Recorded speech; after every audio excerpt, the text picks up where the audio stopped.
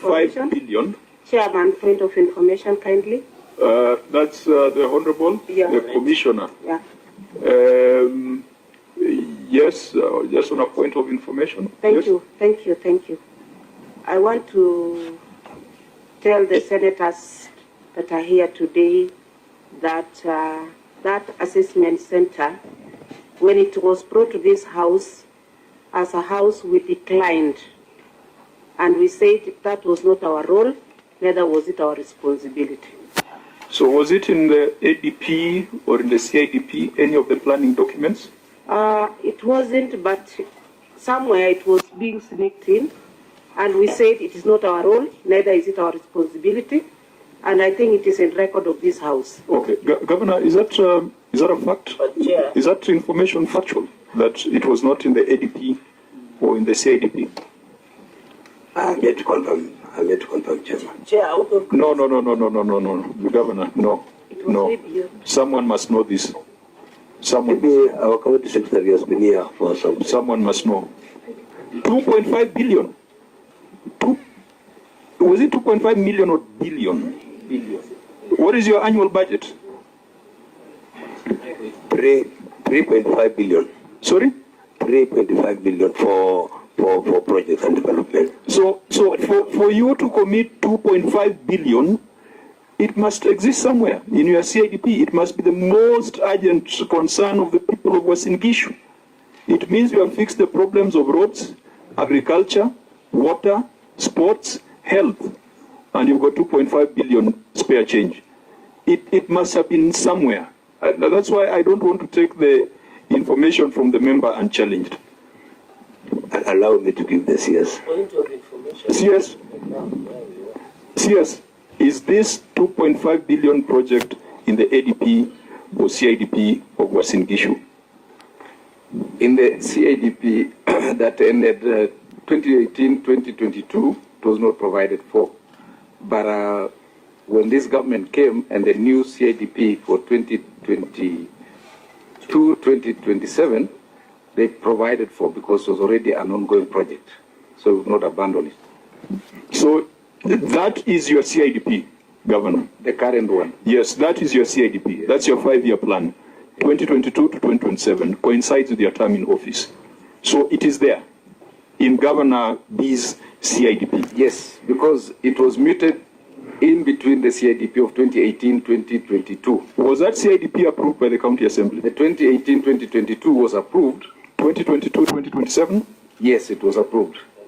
So the 2018-2022... Can you then just, let's make it this easy, because I respect the information from the Honourable Member. Yeah. Can you just provide us an extract of the CIDP indicating how that was captured, because the CIDP is subject to public participation? Yes. So that we don't engage in speculation. Yeah, we'll provide, because this was already an ongoing project and we could not abandon it in the CIDP. It was captured because it was already ongoing. It was one. No, but by the time it was starting, was it in a CIDP? The earlier one, it wasn't. Was it in an ADP? 2018-2022, it wasn't provided. So, Auditor-General, what does the law say about projects that are not, because the CIDP is a covenant between you and the people, that these are our priorities. The ADP reduces it to an annual plan. So you want to tell me you started a 2.5 billion project without that consultation with the people? Point of information. It wasn't there because in 2018-2022 CIDP, it never provided for.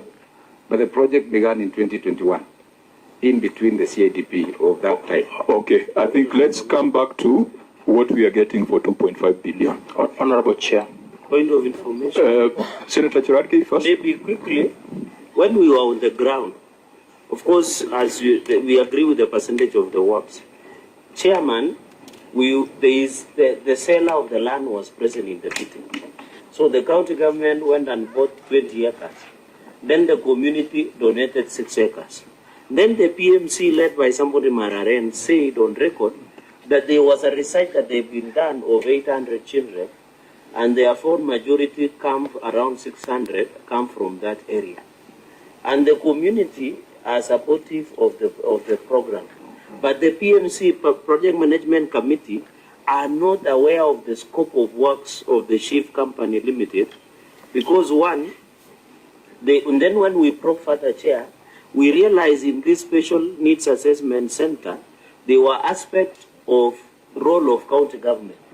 So I really want to see the answer that Mheshimiwa Koreti from Kipsomba Ward is referring to. What were they rejected? Because did they reject the entirety of it, or they rejected the national government function and approved the county? I would really want to see the answer, so that Correct. It brings that clarity. Yeah, we can look at the Maybe answered and the plan. I think that's easy to establish. But we are where we are, that the project has been initiated. Point of information. Yeah, I'll give you. We are where we are. Our job is to ensure lawfulness and efficiency. Lawfulness and efficiency. If these things were not part of plans, it takes care of the lawfulness. We'll say this was unlawful. But if public money has already been spent, there has to be efficiency and value for money. I think that's what we now need to come to. Honorable, my name is Jonathan Ngetich. Honorable Ngetich. Yes. Yes. I was the chairman, budget and appropriation that time. Now, for that project started in 2021. There was an heated discussion between the county assembly and the county executive, then the then administration. At that given point, Honorable Chair, we recommended as the House that we have so many other pressing issues that is the responsibility of the county government. That is the provision of ECD, road network, hospitals, and the like. So we recommended that we don't start that program at that given time. Now, as put it by Honorable Merigoreti Baraso, that is why it was not captured in the CIDP of that time. Now, the administration then did not listen to us, and they went ahead and started the program and procured. And now, when this administration came in, the works had been procured. For it to be paid, the controller of budget has some checklist, and the checklist includes the CIDP and the like. Because there was an obligation by the county government, I think that informed that it should be included in the CIDP. So now, that was just to correct the mess? Yes. I'm sorry, Honorable, because of time, I think now we need to be more focused. You have talked of some procurements that were done. So what is the value of contracts that have been awarded for this project? You say 2.5 billion, but has that 2.5 billion been awarded? How much has been signed up in terms of contracts? Okay, thank you very much, Chair. I also wish to note that, or to express that the entire project, the consultant did a phase one. He did phase one with a contract sum of 175,875,101 shillings. So yes, that was delivered. Has been paid now. So for 175 million, what do the people of Uasin Gishu have? Yes. What has been delivered for the 175 million in phase one? Thank you, Chair.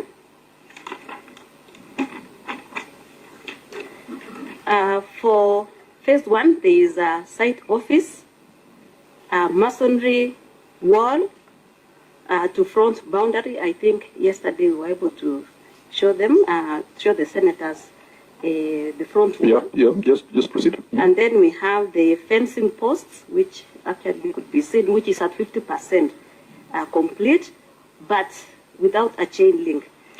Excavation and blinding to the strip foundation and column bases were done.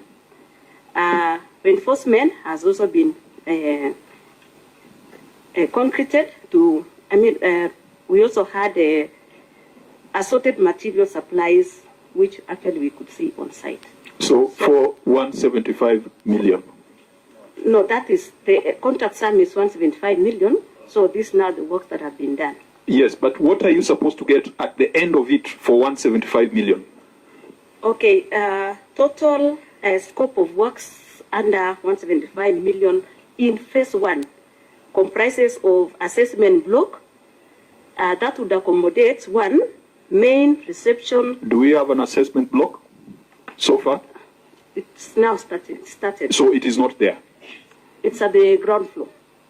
What else were you supposed to get for 175 million? And then there is the visual impairment section, physical and multiple disability section, intellectual and difficulty section, hearing impairment section, staff area and lounge, ablution block, transformer and generator house, boundary wall, chain link, fencing, sentry box and gate. And so these have not been delivered. When were these? What was, as per the contract, when was this supposed to be concluded, phase 1? Completion for phase 1 is on 30th December 2023. 30th December? 2023. Why has a consultant been paid in full?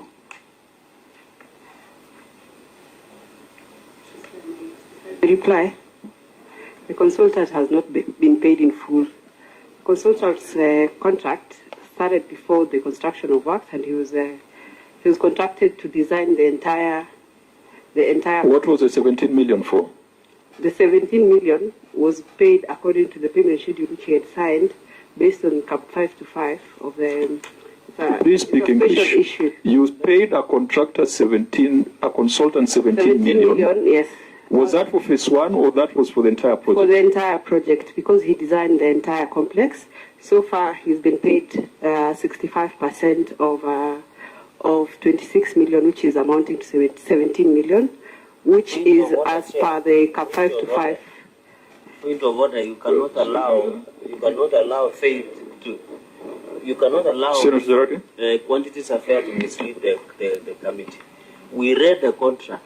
Yes. What the consultant has done is not commensurate with the obligation in the contract, and we read through. Why are you misleading this house? I think, Chair, you should punish some of the county officers who mislead the committee deliberately. Okay, we shall take that view at the end. Senator Mbua? Chair, we visited that project yesterday. The scope of work for the consultancy, Faith, this may help you if you listen to this, because you're the one who is submitting. The scope of work for the consultancy included design and supervision until the work is completed. Now, the works that have been done on that project constitute 13% of the entire project. Chair, this is important. The ones that have been done constitute 13% of the entire project. The consultant who is supposed to supervise the works has already been paid 65% of his money. Chair, the only thing that is complete on that site that was there is the site office. Even the gate is not erected, the fence is not complete. It's only the site office. Now, I don't know how useful that is to the people of Uasin Gishu, but that is what is complete to date. What's the date of payment of this 65%, please, since you have all that information? And as she peruses that. Yeah, Senator Moruma. I'm not a lawyer, and so I'll not benefit from knowledge of law. But the agreement that has been done between the contractor and the consultant is very plain. It does not show, it just shows that the contract sum is 26 million. It does not show what amount is to be paid after what has been done. You know, if you go to Appendix 2, where the contract was signed between the contractor and the county government, it is very explicit that when you do a particular block, you are paid something. If you if you do assessment block, you are paid on 1 million. If you do ablution block, you are paid on 6 million. Why is it that this is very clear, and yet the contract for the consultant is not clear? Because then, after you do the feasibility study and draw the designs, maybe you're supposed to be paid 5 million. Why is it not clear? Yet, for the contractor, it's very clear. Chair, let me answer that particular question of the consultancy contract. The consultant had a contract of 26,603,300. The certified amount. And that is Annex what in your file? You have this file on Jackson Mandago, which has 21 annexures. Just point us to that so that whatever you're saying, we can confirm. Here is the first. Third annexure? Page 3. Sorry? It is in page 3. No, which you are referring, isn't this Chebulol? This is a file. Yeah. Yeah, just tell us which annexure you're talking to. Okay. On the third page. Sorry? Third page. Just the first, second, the third page.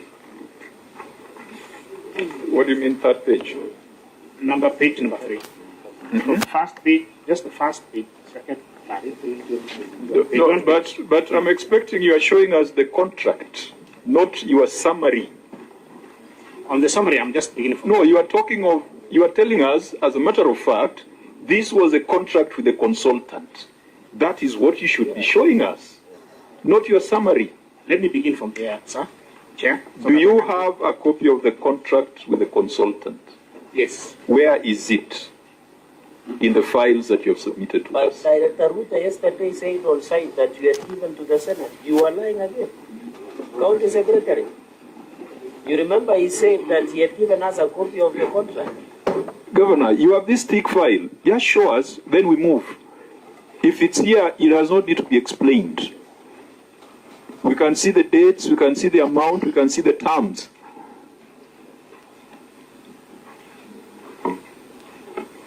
Because we are not going to take just an oral narrative from someone who has not taken the oath. 14.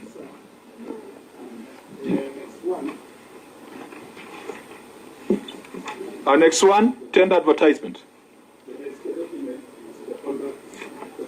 Which one?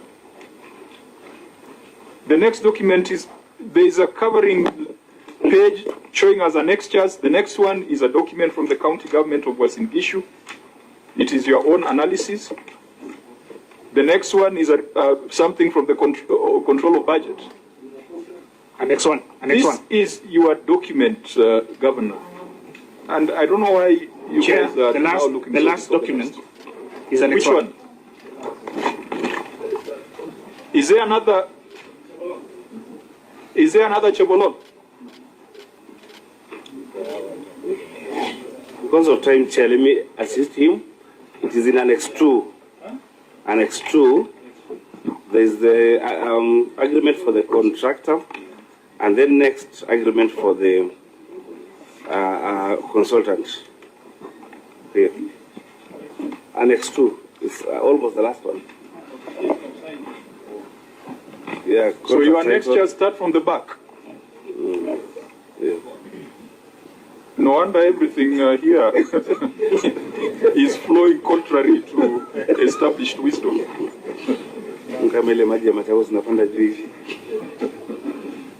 Okay, now proceed.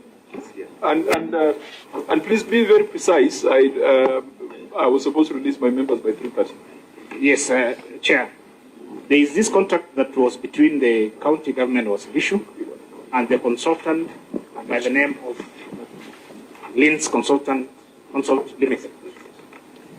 This contract was, as it is, signed, as shown in the last page 9 of that contract.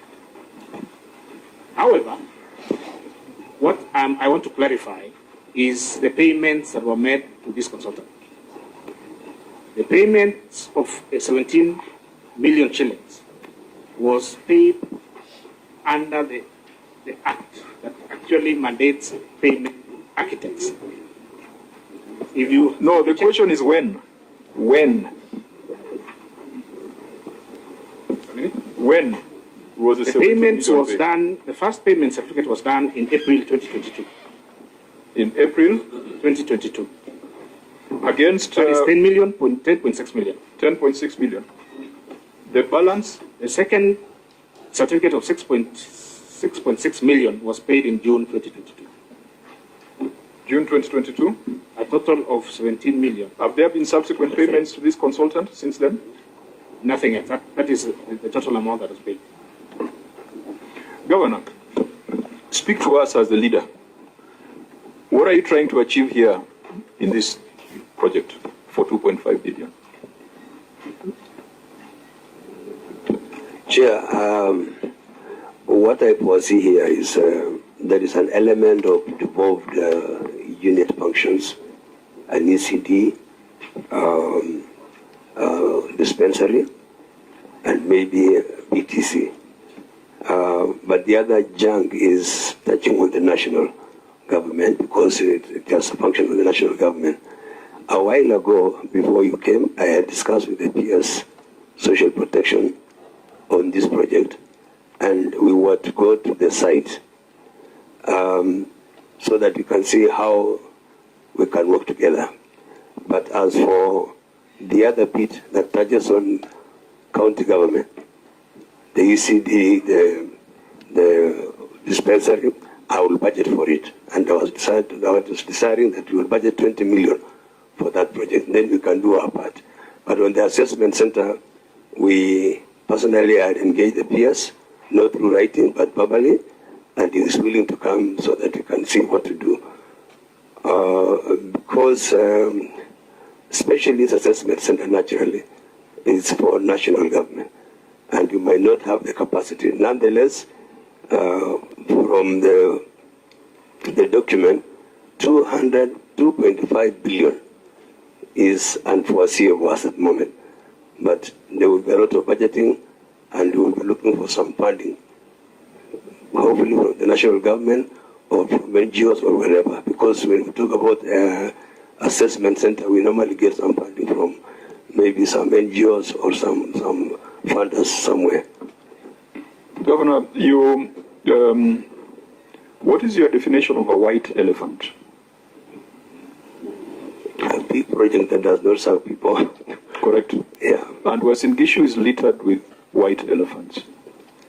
And we must now agree as a leader, and I want to hear your leadership guidance. You have spent 775 million on a stadium that is not being used, white elephant.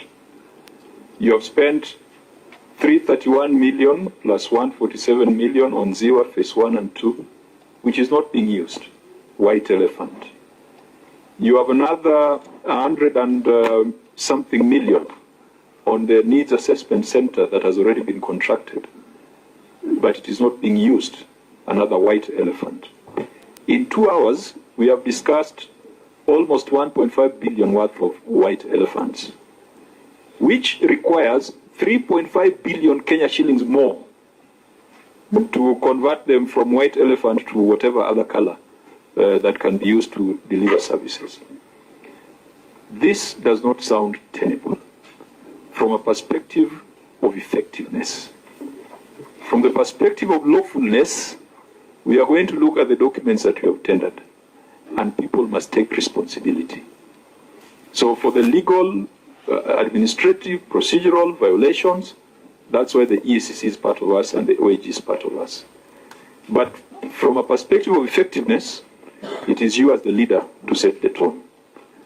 I'm going to ask this question again. What is your plan? Thank you, Chair. And I want to say I really appreciate your coming to Uasin Gishu. The reason why we thought it is better that you come to the ground is because we had issues trying to describe these projects in Nairobi. And the wisdom was that you also come as our presiding body to see exactly what is happening on the ground, give your pieces of advice. But as for me, I did make a commitment that any project that has been founded and the public money has gone into it, I will not stop. I will budget for it and make sure that we complete. And if there was any help apart from our small budget, Our development budget is 3.5 billion. And out of this, we have an act of the county assembly where we give ward fund to our honorable members, 40%. So what remains is 1.8. So, Chairman, let me be frank that we are going through a constraint, but we will plan properly, we will allocate the budget, and we will do anything possible to make sure that this project is come to realization. And we are also doing our best in terms of on-source revenue, so that at the end of the day, we'll be able to get a better equitable share. Part of this problem was when you budget and say your on-source revenue, for example, the last 2 financial years, the target was 1.4 billion. But again, they realized 850. Now there was that balance, which was not there, like a pending bill of 500 million. And then the second one again was 1.4 billion, and then they raised something to 900. But when I came in, Chairman, I did last year's budget, this year's budget, last year's, I did a target of 1.4 billion, which I attained. And then for this one, I have done 1.3 billion, hopefully that I will attain now 950 million before the close of term. So I want to say, Chair, as Governor, I am committed, and I would wish that your input also may help us, because it's not good to leave the projects and call them white elephants because some money, public money, has gone into it.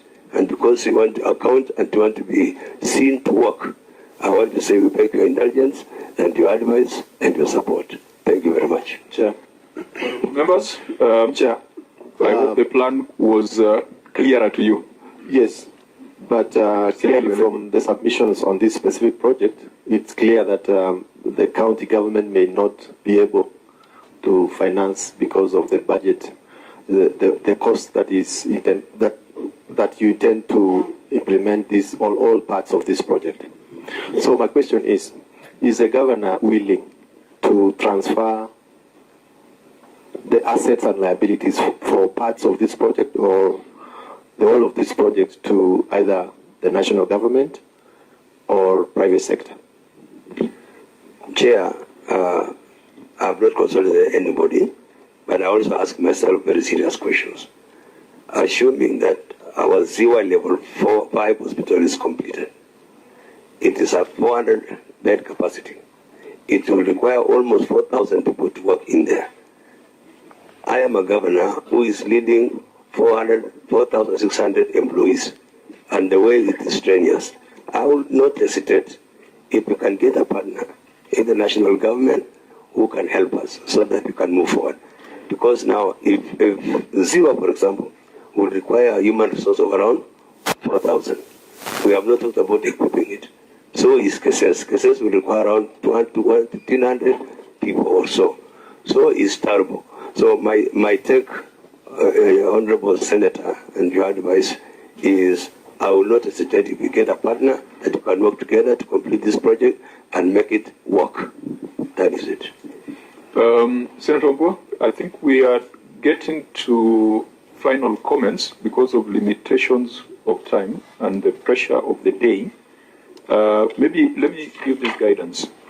Because, Governor, at the beginning, you said that what you are prepared to respond to were the projects that we visited yesterday, and that the other audit issues, we might not be able to go into them because they were brought to the Auditor-General this morning.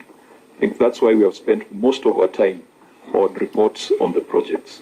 But it has been able to bring out the key program management challenges that you're having in this county. I think, members, having demonstrated this problem, we need now to probably go back and review the documents that have been presented to us, offer advice that can help the governor, but also follow, if there were violations of the law, ensure people are held to account. I would therefore, at this point, indicate that maybe we need to do our closing remarks. I think there was one project that you didn't report on, that was Cases. And then there's Turbo in this report. And then there is the General Hospital in this report. And then there is the ATC, the FTC. Is it the Agricultural Training College? But I think the biggest risks are in these needs assessment, are in 64 Stadium, and are in the health facilities. Audit sometimes is an exercise of sampling, so we don't have to cover everything. So we can maybe bring this now to a close. Point of information on the white elephant, 1-1.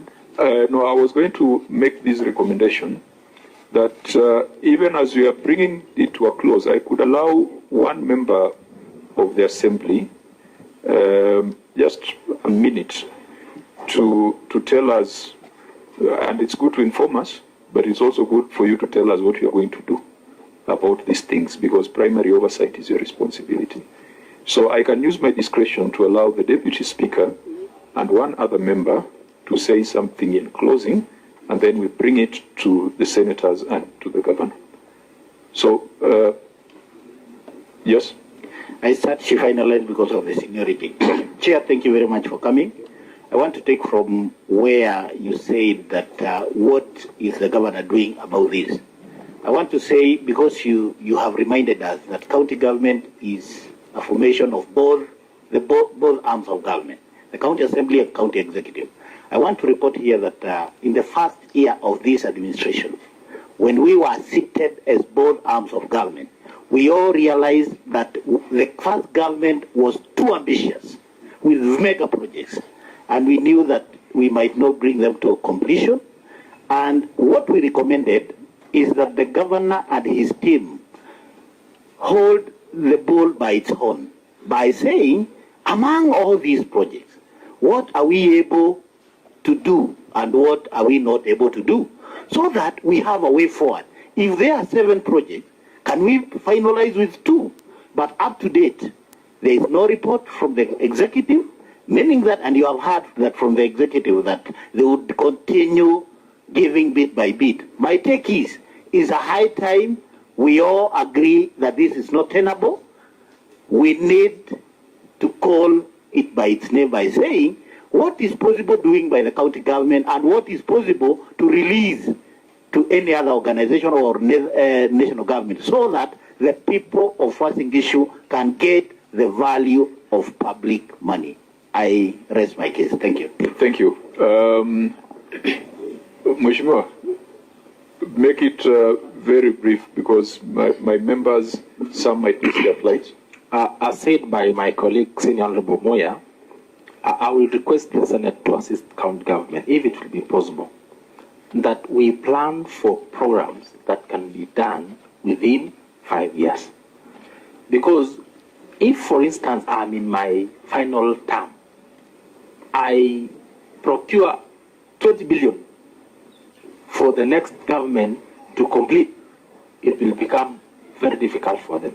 Kindly, as senators, our big brother, legislate for us so that we do programs that will be complete within 5 years. Thank you. Thank you. It is already in law that projects must flow from the CIDP, and CIDPs are 5 years.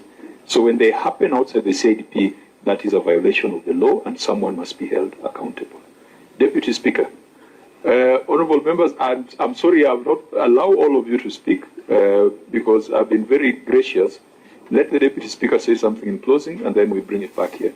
Thank you so much, Chairman. I really want to appreciate that these proceedings has really helped us as a county assembly to also learn well from you. Chairman, we have been at Catch-22, Honorable Chair, that the public, because of limited resources, every part of the Uasin Gishu County is requiring the limited resource. And if we decide today that we shelf all the other programs for us to complete CIWA level 5, then Tarbo will be having something to say. That is where now the governors or the executive are at Catch-22. Because of the public demand that they need resources, regardless of the little resources we have, to reach all parts of the county. But that is what we are now forced, Honorable Chair, that in the coming future, we are being forced now to take back all this information to the public, that Uasin Gishu County has engaged itself in quite a number of big capital projects that needs to be completed. Let us prioritize and shelve others so that we can have some working, so that it does not take also a lot of time. This is what we are going to take it seriously, and in our subsequent budget, in our checking of our next subject, but even in the next financial year's budget, the Chair, we are promising that we are going to handle matters that you have seen that are so grievous in your investigation here today, that we at least finance them, as well as we talk to the other parts of the county to agree with us that let us complete some of the programs we put in use. Thank you so much. Thank you. To the County Assembly, primary oversight is your responsibility. And some of the questions you are asking, you are the ones who are supposed to ask. Some of the things you are condemning, you are the ones who are supposed to catch them before they go bad. So we must work on a framework of capacity development. And as I said earlier, you will realize that the questions you are asking do not require any special expertise or knowledge. It is just a matter of being concerned for the needs of the people. So if you need help, please reach out to Amy. Please reach out to the clerks of this committee. We can provide help from our experience in the Senate. I would be happy on the day we come here and we find that you have already processed the report, so that we only deal with residual issues. But the Senator for Taita Taveta really cannot be the expert on Uasin Gishu matters. You are the real experts. Honorable members, any matter in closing? Just closing remarks. Only three very quick ones. One, the Governor and the Speaker, you have a duty to the people of Uasin Gishu to work together. Must complement one another. Two, Governor, don't spread yourself too thin. Just live within your means. It's okay for people to want to do all these big and major projects, but there's a reality of what you can do and what you cannot do. So just look at that. And lastly, if you find yourself that you have sunk money into a project that you are unable to complete, and there is value for that project to the public, don't just take the most simple action of abandoning and saying, I will allocate bit by bit. You are the governor. Talk to development partners. Establish contacts. But most importantly, where necessary, like the Center of Excellence for Assessment, invoke Article 187 of the Constitution. Have a conversation with the national government. The transfer of functions and powers between the two levels of government. So that you do what you're able to do, and let the national government do what only them can do. I rest my case. Thank you. Governor, in closing? I want to say thank you, Chair. Thank you so much, Senate Committee, that you found time to come to Uasin Gishu and to see these glaring issues which we actually are confronting. That when I assumed office, I found 14 projects. That was 2023, 2024. Major projects. But in 2024, 2025, I did prioritize 3. That is Kesses Hospital, Nganyile PTC, and Geria Calguide. And for your information, there are other projects we didn't mention, which was what you visit. Moiben Hospital, which was started and there was a lot of legal issues, and you are paying money which was not seeing any value. Chagaya High Altitude Training College, training camp, which is in the southern part of Kesses, which it was meant to help the runners to, train. But later, the same athletes gave us some information that is not tenable and it cannot help anybody because you can't run in a very high altitude area, yet you have sunk a lot of money there. Chair, we have a project called Moisoi, which actually ideally was, funded by, a bit of it was funded by the county government, and we have sunk 285 million. It's a project, a milling plant. And the cooperatives came together from 2 sub-counties, Moiben and Soy. But again, it was meant to be completed in 1 year, but it was stalled up to now. So there are these big things, because this thing has a political, expectation. It is very hard for me to say this project will not continue. and you expect me to get reports from that place. I will be so realistic and say, I'll take the advice of Senator, my friend here, Wambua, that we can talk to other partners. We can invoke that section you said, talk to the national government, and there are many other partners and donors who can help us. So maybe again, with your guidance, Chair, we will be able to talk together again and show us where else can we get this help.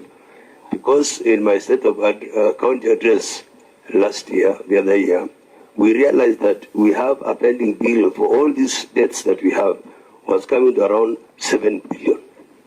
And I don't know where on earth can we take care of this 7 billion. But my predecessor, sorry, I'm sorry to use that, had only paid 750 million.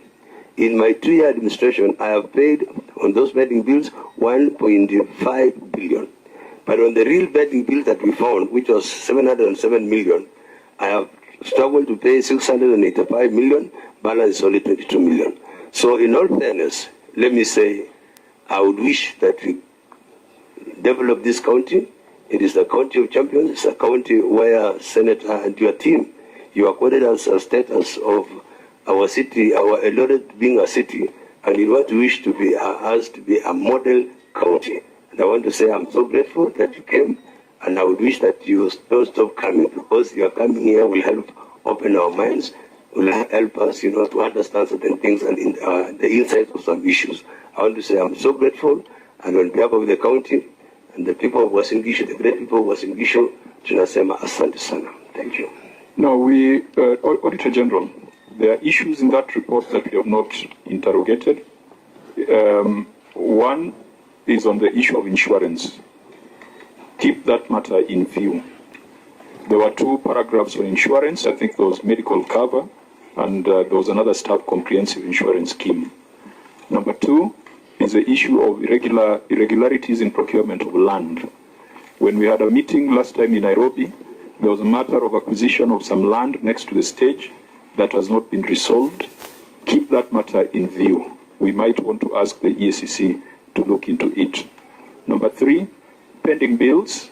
Governor, the response you gave here, you just threw figures in the air without providing any supporting documentation. Keep that in view. Number 4, audit and internal controls. The Auditor-General had almost 12 paragraphs of weaknesses in controls within the audit function. Keep that in view.